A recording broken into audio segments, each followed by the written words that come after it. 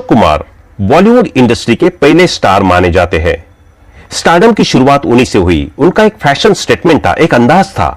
उन्होंने 7 दशकों तक फिल्मों में काम किया। यह एक बेहद लंबा समय है और शायद ही इतनी लंबी ड्यूरेशन तक किसी ने फिल्में की होगी। अशोक कुमार की तरह ही उनके छोटे भाई किशोर कुमार भी उस्तादों के उस्ताद निकले। उन्होंने कई सारी फिल्मों में एक्टिंग की और अपनी सुरीली आवाज के जादू से सभी को मदहोश कर दिया। लेकिन इन दिनों दोनों भाइयों के जीवन में एक बुरा कोइंसिडेंस हुआ, एक ऐसा कोइंसिडेंस जिसके बाद से दादा उन्होंने कभी अपना जन्मदिन ना मनाने की कसम खा ली। बॉलीवुड इंडस्ट्री में कुछ अच्छी यादें हैं तो कुछ बुरी यादें भी जुड़ी हुई है। 13 अक्टूबर 1911 को भागलपुर में दादा मुनि का जन्म हुआ, लेकिन इसी दिन साल 1987 को उनके छोटे भाई किशोर कुमार का निधन हो गया जब वे 76 साल के थे। इस घटना से दादा मुनि को गहरा सदमा लगा। इसके बाद से ही उन्होंने प्रण कर लिया कि वे कभी भी अपना जन्मदिन सेलिब्रेट नहीं करेंगे। उन्होंने इसी दिन यह कसम खाई थी कि वे कभी भी अपना जन्मदिन नहीं मनाएंगे और उन्होंने मरते दम तक अपना जन्मदिन नहीं मनाया। अशोक कुमार का अपने भाई किशोर कुमार से बेहद खास रिश्ता था। किशोर कुमार को पहले दादा मुनि ने ही अपनी तरह एक्टर बनना चाहा, लेकिन किशोर एक्टिंग नहीं करना चाहते थे और वे बॉलीवुड इंडस्ट्री में प्लेबैक सिंगिंग करना चाहते थे। संगीत के प्रति किशोर के रुझान को अशोक कुमार ने देर सवेर समझा और उनका सपोर्ट भी किया। दोनों की उम्र में यूं तो 18 साल का अंतर था, लेकिन दोनों के आत्मीय संबंध दोस्ताना थे। हालांकि वो बात अलग थी कि दोनों के बीच मनमुटाव भी चलता रहता था। अशोक कुमार ने अपने करियर में कई हिट फिल्मों में काम किया। वे जीवन नैया, अछूत कन्या, जन्मभूमि, इज्जत, प्रेम कहानी, किस्मत, मासूम, बेजुबान, गुमराह, ज्वेल थिप, आशीर्वाद, खूबसूरत, सफर, शराफत, छोटी सी बात, मिस्टर इंडिया, गुड्डी, प्रेमनगर, अर्जुन पंडित और आनंद आश्रम समेत कई सारी फिल्मों में नजर आए।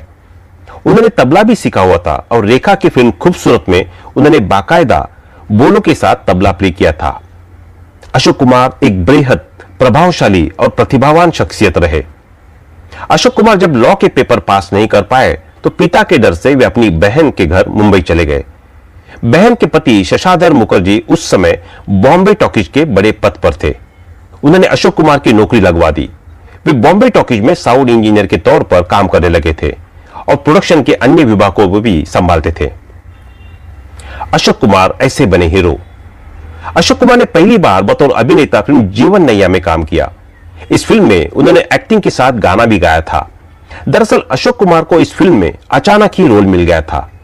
जीवन नैया को अभिनेत्री देविका रानी और नज्म उल हसन ने के साथ फिल्माया जाना था, लेकिन शूटिंग के दौरान नज्म उल हसन की लड़ाई हो गई और वे सेट छोड़कर भाग गए। देविका बॉम्बे टॉकीज के मालिक हिमांशु की पत्नी थी। हिमांशु ने ही डायरेक्टर से कहा कि वे इस फिल्म में अशोक कुमार को बतौर हीरो कास्ट करें। देविका रानी और अशोक कुमार की जोड़ी काफी हिट रही थी। टूट गई अशोक की तय शादी।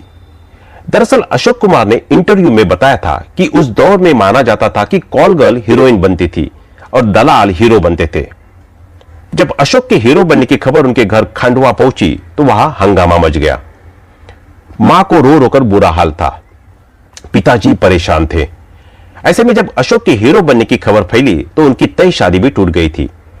इसके बाद पिता ने अपने दोस्त रविशंकर शुक्ल से मुलाकात की, जो उस समय मुख्यमंत्री थी। उनसे बेटे की नौकरी के लिए बात की। शुक्ल ने उन्हें 2 नौकरियों के ऑफर लेटर दिए। अशोक के पिताजी वो लेटर लेकर हिमांशु रॉय के पास पहुंचे, लेकिन हिमांशु ने उन लेटरों को फाड़ दिया। हिमांशु के काफी समझाने के बाद पिता ने अशोक को हीरो बनने की अनुमति दे दी। शोभा से की शादी। इसके बाद अशोक कुमार की शादी शोभा से हुई थी।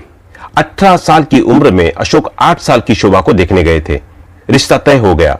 जब उन्होंने शादी की तब वे 15 साल के थे और शोभा 15 साल की थी। दोनों ने एक साथ ही सारी उम्र बिताई। किस्मत से बने सुपरस्टार।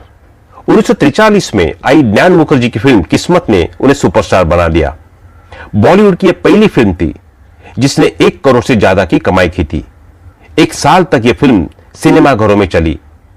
अशोक कुमार देश के पहले सुपरस्टार बन गए। उनकी लोकप्रियता इतनी बढ़ गई कि जब वे घर से निकल लेते थे तो भारी भीड़ उनकी एक झलक पाने के लिए जमा हो जाती थी।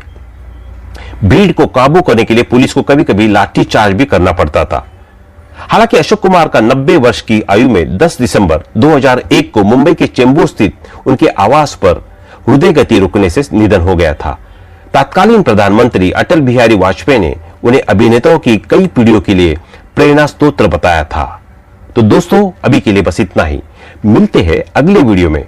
तब तक आप अपना ध्यान रखिए। Bye bye.